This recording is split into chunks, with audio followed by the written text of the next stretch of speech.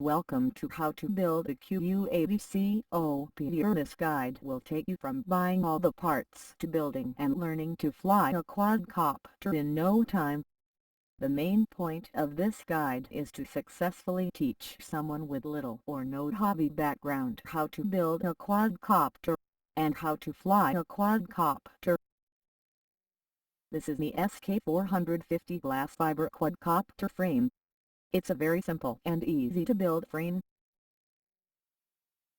Inside the box you'll get the manual for arms, a yellow orientation ball, some screws, all the fiberglass plates, some rods to hold the ball, a plastic screwdriver, some black hex threaded spacers for the flight controller, landing gear, and the box obviously.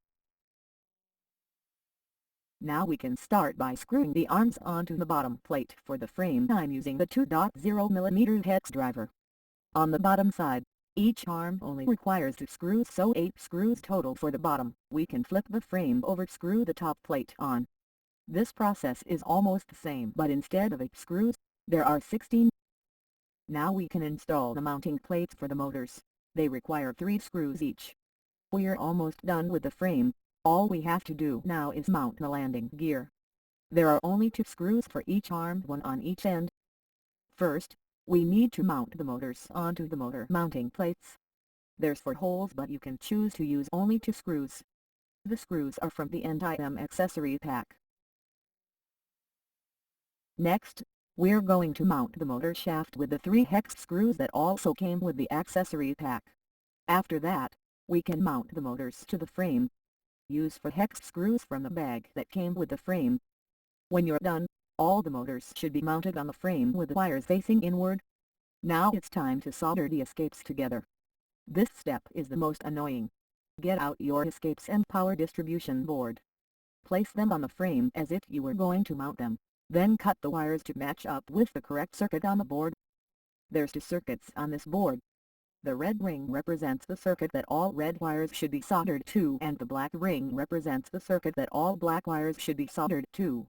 For soldering, I'm using 60-40 rosin core solder. Before soldering, we need to put some solder on all the connections we're going to use. After that, we can start tinning the wire. If you didn't already know, tinning is where you coat the wire in solder so that it bonds better with the solder on the board. Side note, it's a lot easier if you dip the wire in flux before you tin the wire.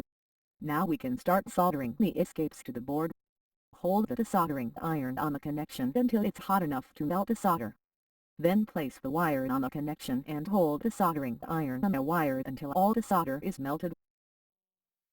Make sure your connection is strong by pulling in different directions on the wire. If you hear any type of popping or cracking, that means you have what's called a cold solder joint. If this is the case, then you should resolder the connections.